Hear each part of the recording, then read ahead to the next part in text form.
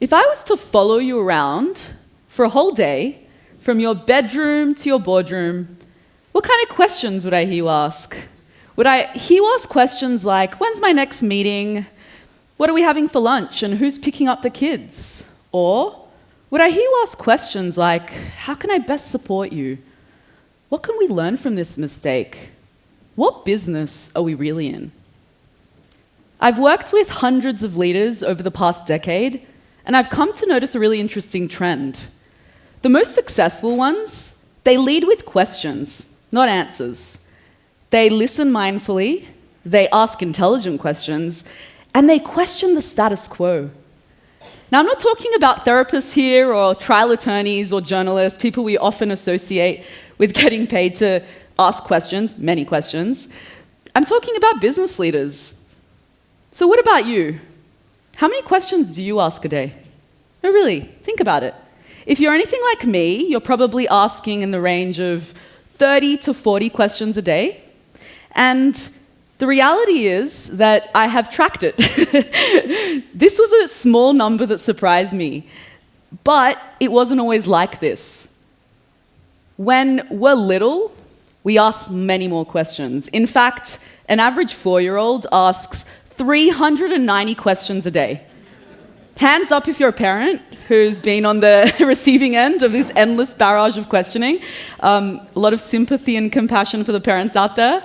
What begins as this questioning habit, a natural tendency as toddlers, really shrinks to a non-existent one by the time we're in our teens or 20s. So what's happening? Why do we lose this natural human tendency to want to lead with questions? Well, the reality is we're educated out of it. Our school systems, they teach us that if we can regurgitate the right answer, we'll get a reward. And then we enter the workforce, and our workplaces tell us that if we have the right answer, we'll be promoted. So answers, they become this holy grail. We cling on to them. We unlearn asking questions, and instead, we learn that we're more powerful if we don't ask, but just answer. But this is a huge shame and really a lost opportunity because our brains, they love questions. They light up at questions. The brain gets activated when we ask questions. Serotonin is released. It opens up. And when we're actually contemplating a question, we can't think about anything else. Now, this is a mental process known as instinctive elaboration. Essentially, our brains relax, open up, and consider infinite possibilities. So really, questions, they create an atmosphere for wild creativity. And creativity is exactly what we need in business today, particularly in the times that we're living in. Now, as business leaders, most of us are facing some really difficult questions with no easy answers. Let's take the example of COVID that all of us remember too well, and the way that it actually revolutionized the way that we work. So now that the peak of the pandemic is over, I hear from a lot of organizations and business leaders who ask me, May, should we be telling all of our people to come back to some kind of centralized office location? And if you've asked a question like this recently, by the way, you're not alone. I've noticed that when we're trying to tackle questions like this, we rely or over-rely on convergent thinking. We take established rules and we like to apply them to find a solution. But convergent thinking really doesn't suffice here. It's not as easy as taking known answers and trying to make it fit to this new post-COVID world. It's not, unfortunately, as easy as choosing between, should we decide between a work-from-home policy or maybe an office-only policy? Instead, we need divergent thinking. We need to generate new ways of tackling novel problems where the usual answers don't fit. And the cool thing about divergent thinking is it actually expands the set of questions that we can ask. So instead, we could ask, if we were reimagining our workplaces, what kind of office environment could we create? How should we be thinking about hiring, promoting, onboarding in this new world of work? What are all the different ways that we could implement hybrid or remote work or flexible work? Who benefits from each model? Who would we be leaving behind? And values, a topic that we've talked a lot about. What values should we prioritize as part of this process? When we start with divergent thinking, we broaden the range of questions that we can ask and actually generate more solutions. So how do we do this in practice? Well, there are 3 essential elements to leading with questions. 1, listening mindfully. 2, asking intelligent questions. And 3, questioning the status quo. So let's go through each of these one by one and see what they're all about. The first essential element is to listen mindfully. Now, Albert Einstein, who I'm proud to say I share a birthday with, famously stated, if I had 1 hour to solve a problem, I'd spend the first 55 minutes determining the proper question to ask. So how do we determine the proper question to ask? Well, by listening mindfully. And mindful listening, to me, is all about 360 degrees listening. 360 degrees in that we're listening with our whole body and all 5 senses. You know, we're hearing the words, we're noticing the body language, and we're really feeling all the emotions. But it's also 360 degrees in that we're hearing from really a range of perspectives and people. Our trusted advisors, perhaps our peers, our direct reports, clients and customers, competitors even. And it's all about curiosity, being curious to hear from voices that are outside of our usual echo chambers. So what happens then if we rush into asking questions before listening mindfully? Well, we actually risk solving the wrong problem, surface level problems, and as a result, creating shallow solutions. Now, this tendency to want to jump in and ask a bunch of questions before listening is really common amongst a lot of the CEOs that I work with, especially when it comes to heated topics like artificial intelligence. As the founder of a global leadership development company, I too am very guilty of this tendency. So a couple of months back, I started thinking, how could we incorporate AI? Should we be, as a company, using AI? After all, everyone's using it, right? So I noticed that actually a lot of coaching platforms out there, they were using chatbots. I told my team, or I asked them, I should say, how can we get the chatbot, the next chatbot? Who could build it for us? How much is it going to cost? What's the scoping? How long will it take? Now, these initial questions I asked, they were surface level questions, tip of the iceberg. They weren't terrible questions, but they really didn't move the needle. They didn't make the conversation go any deeper.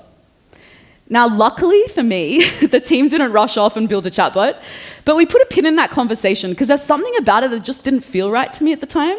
And in hindsight, I can see exactly why. I jumped in, asked a bunch of reactive questions without actually stopping to listen. A couple of weeks later, when we came together as a team, I stopped, shut my mouth, and actually asked the team what questions they had about the use of AI. And this second conversation was so empowering. We heard all kinds of diverse perspectives being surfaced about the challenges and opportunities of using this kind of technology for leadership development. And as a result of hearing these diverse conversations, my own questions evolved. As a team these days, we're asking much deeper questions. Questions like, how can we integrate AI into our services without actually losing the human-centered aspects of our offerings? Or let's say, how can we use AI to elevate leadership voices that have been left out of the traditional algorithm? How do we train leaders to best use AI to make effective and ethical decisions? Now, I love these deeper questions, and in fact, recently we've partnered with the Harvard Kennedy School to explore these very questions as part of a research study on the future of AI and leadership development. And let me tell you one thing. So far, the majority of our time's actually just been spent determining and defining the questions we want to ask, because we want to lead with questions.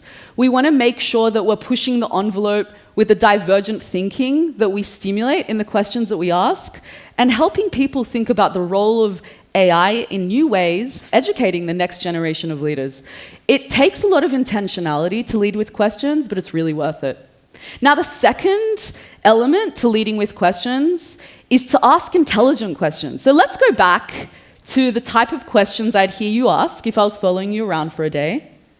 How intelligent are your questions? What's your QQ, or your questioning quotient? Now, quality of our questions really matters because it determines the quality of our answers. Input equals output.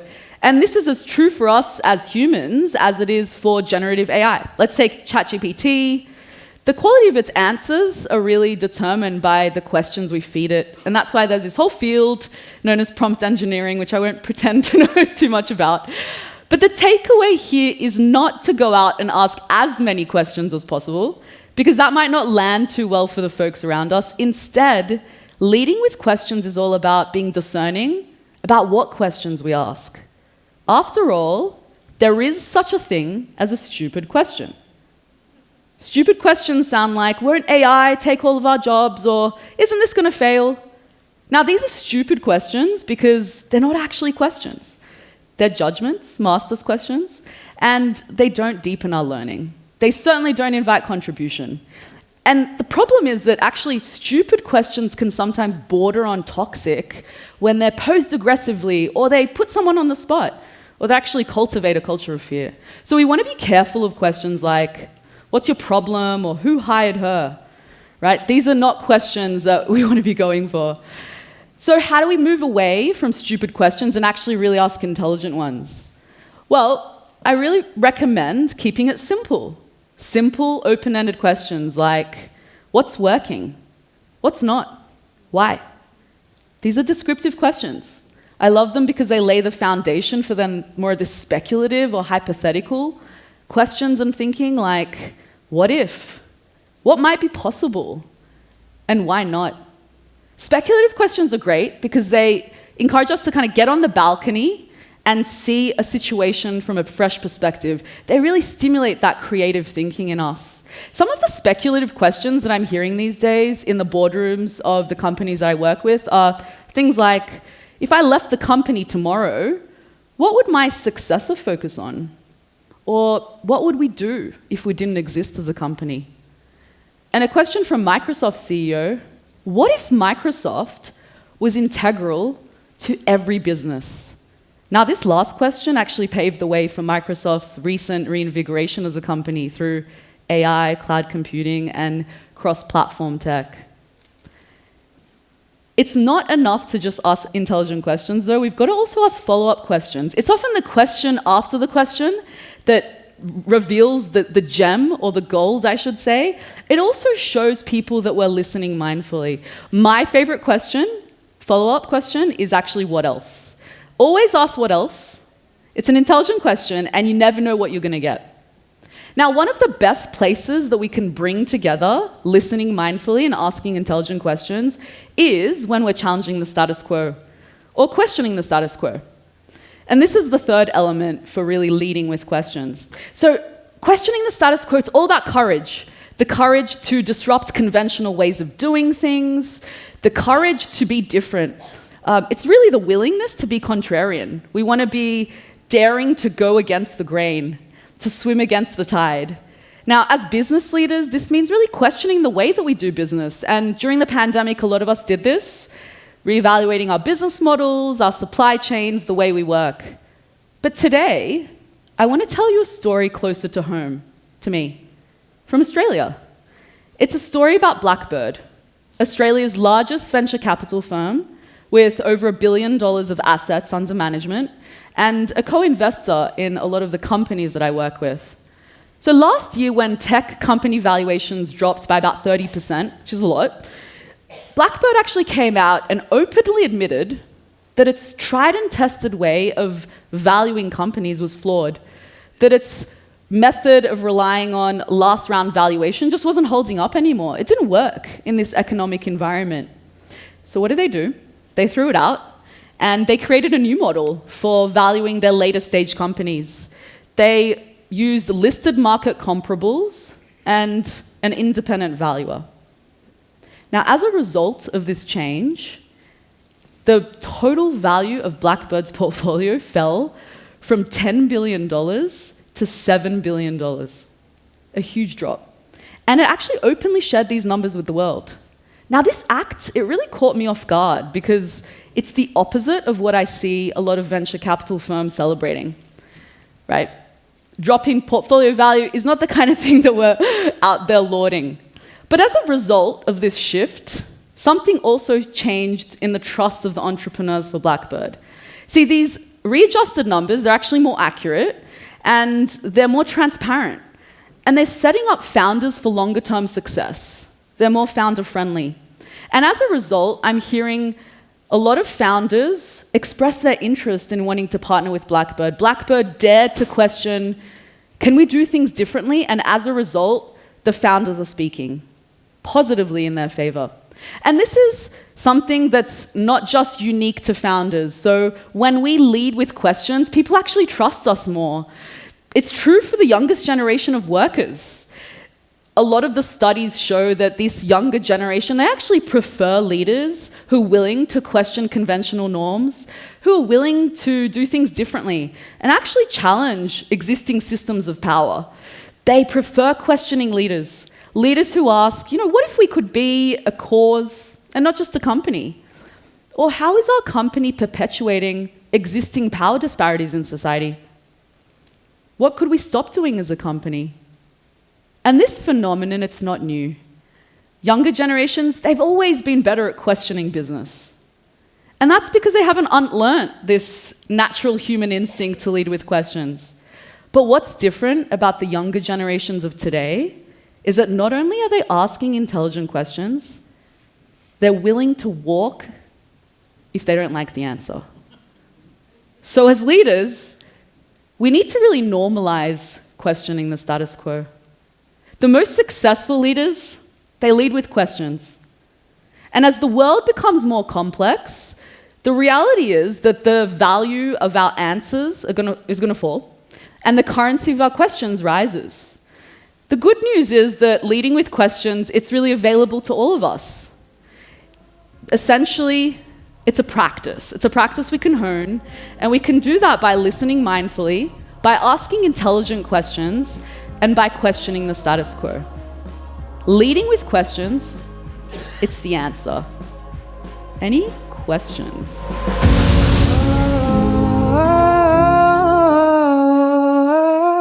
Think of sharing what you know.